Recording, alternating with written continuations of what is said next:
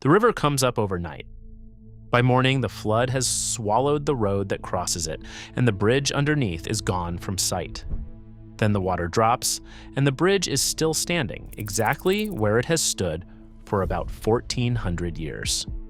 Every other crossing for miles around has been washed out and rebuilt more than once in living memory. This one hasn't moved. It was already ancient when your great-great-grandparents were born, and it has outlasted every dynasty that has risen and fallen in China since. One man designed it. He used a shape that would have terrified every other builder alive at the time, and he hid a trick inside it that the rest of the world didn't work out for another 700 years. The strange part isn't that it's still standing. It's that almost nothing we build today is even meant to. Think about the last bridge you drove across. There's a good chance it's already living on borrowed time. In the United States, a new highway bridge is built to a design life of 50 to 75 years. Not because that's the limit of the stone or the steel, because that's what the budget is willing to pay for. Almost half the bridges in the country have already passed the age they were designed to reach. We pour an expiration date straight into them, and we know the year they'll come down before the concrete is even dry. The bridge you crossed this morning most likely has a replacement date sitting in a file somewhere, a year when the plan says it stops being worth keeping and gets torn out. Somewhere along the way, building things to be thrown away became the normal way to build. So a bridge that has carried carts, then horses, then 14 centuries of foot traffic isn't just old. It's a completely different idea about what a bridge is supposed to be. It's called the Anji Bridge, though most people know it by the town it sits in and call it the Jiaozhou Bridge. It crosses the Xiao River in Hebei province in northern China, and it was finished around the year 605 during the Sui dynasty. The man who built it was a craftsman named Li Chun. We know almost nothing about him. No grand title, no famous workshop, no dynasty of architects behind his name. What he left behind is a single arch of stone about 120 feet across, roughly 160 feet from bank to bank, and wide enough to run 2 lanes of cart traffic, and a handful of decisions so far ahead of their moment that engineers still travel across the world to measure them. Start with the shape, because on its own, it should have gotten the whole plan laughed off the table. For thousands of years, the rule was simple. If you wanted an arch that wouldn't fall down, you built a half circle. A semicircle carries its load almost straight down into the ground. It's safe, it's forgiving, and it's the reason every Roman arch looks the way it does. But a half circle thrown across a river this wide would have peaked as high as a 3-story building. Anyone crossing would have had to haul themselves up a steep stone hill and then break all the way down the other side. Li Chun threw the half circle out and built a flat arch instead. Not a semicircle, but a shallow slice off the top of a much larger circle, a curve so gentle you barely climb it all as you walk across it. Engineers call it a segmental arch. It let him cover more river with less stone and give people a road they could actually use. It also nearly guaranteed disaster. A flat arch doesn't press its weight neatly downward. It shoves outward sideways against the banks on either end, and the flatter you make it, the harder it pushes. His arch rises just 1 foot for every 5 feet it spans. A Roman semicircle rises 1 for every 2. That shallow curve multiplied the outward force trying to kick the bridge apart at its feet. Get it wrong, and a bridge like that doesn't slowly sag and warn you. It bursts outward and drops into the river all at once. He got it right, and he anchored those forces into 2 great blocks of stone at the banks that have been quietly holding the whole span in compression ever since. And a flat arch is far more frightening to build than it is to draw. An arch isn't a bridge until the very last stone is in. Before that, it's just a line of blocks that would slide straight into the water the moment you stopped holding them up. So the entire curve has to be raised on top of a massive timber skeleton, a wooden frame that carries every stone in midair in exactly its right place, while the crews work in from both banks. The bridge only comes alive in a single instant when the final block drops into the crown and every stone along the arch jams tight against its neighbors, and the whole thing locks solid. Then comes the moment that would have stopped a lesser builder's heart. You knock the timber away. On a shallow arch, shoving this hard against its banks, that's the second it either stands on its own or tears itself apart. His stood. Then he did the thing nobody before him had ever done. Look at the bridge and you'll see the big main arch. And then, sitting on each shoulder where the arch lands on the bank, two more small arches, 4 of them in total, cut clean through the stone as open holes. For centuries, people assumed they were there to look pretty, a way to make a heavy bridge feel a little lighter.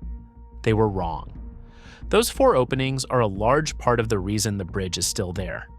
First, they carve roughly 700 tons of dead stone out of the structure.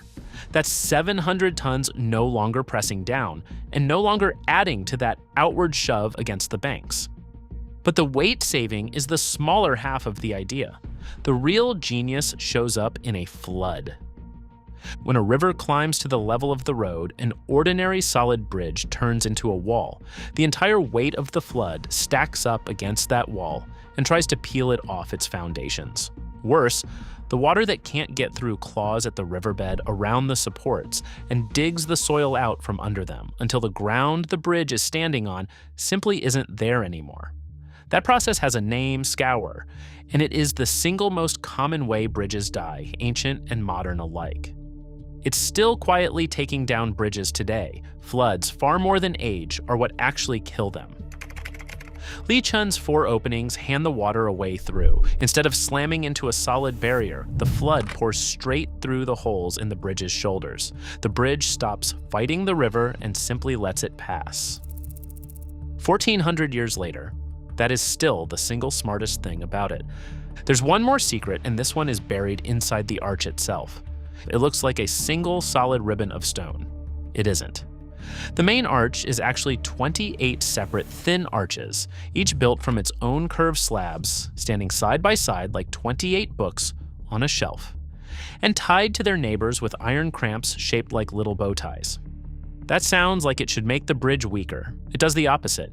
A single solid arch, once it cracks, can fail all at once, with the crack tearing across the entire width. Li Chun's 28 ribs each stand on their own.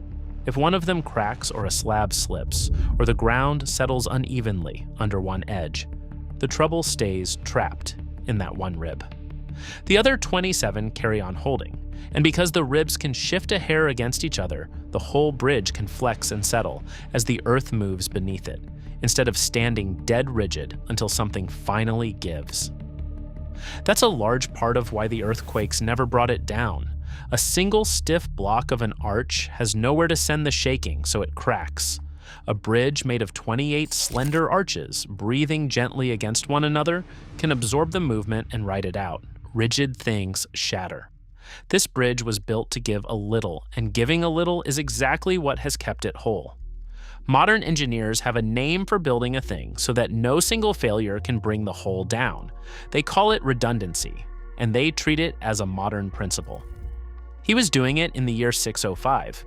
Even the ground it stands on shouldn't work. When the Chinese architect Liang Xicheng crawled around the base of the bridge in the 1930s to survey it, he found the foundation was almost laughably shallow, a thin footing of stone that looked less like something strong enough to carry a bridge this heavy, and more like a simple apron laid down to stop the river from clawing the soil away.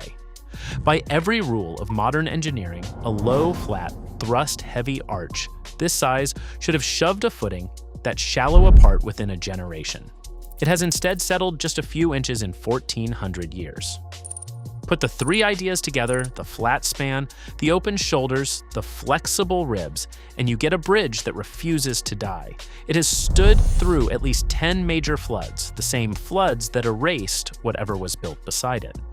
It has come through 8 wars and the armies that crossed it. It has ridden out earthquakes strong enough to flatten the towns nearby. It has been patched and repaired maybe 8 times, across 14 centuries. But the arch standing over the Xiao River today is the arch Li Chun laid down. In the West, the first bridge built on that same flattened curve didn't appear until the 1300s in Italy, and even that one never dared cut the openings through its shoulders. By the time Europe caught up to the shape, the Anji Bridge had already been standing for 700 years.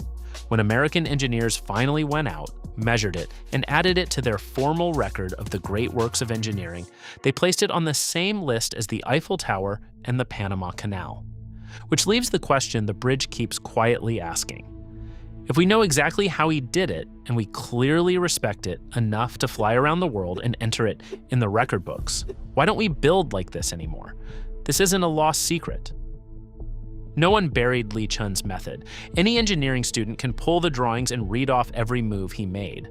We stopped building bridges to last 1,400 years because somewhere along the line we decided we didn't want them to. A bridge that stands for 1,000 years is a bridge you get to sell exactly once. It's cheaper and faster and simply better business to build one that lasts 75 years than tear it out and pour another, and another after that.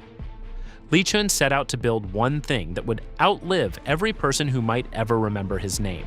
We build things designed to be gone before our own children are grown. That gap isn't about skill. It's about what each of us thought we were building for. The man himself left almost nothing behind.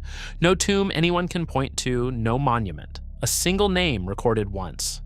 But walk across the Xiao River in Hebei today, and you can still follow the same gentle curve of stone he set down before Islam had reached China, before the Vikings had put a single ship to sea, before England held one stone castle.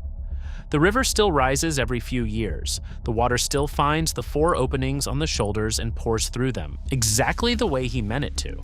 And the bridge, 1,400 years on, still doesn't move.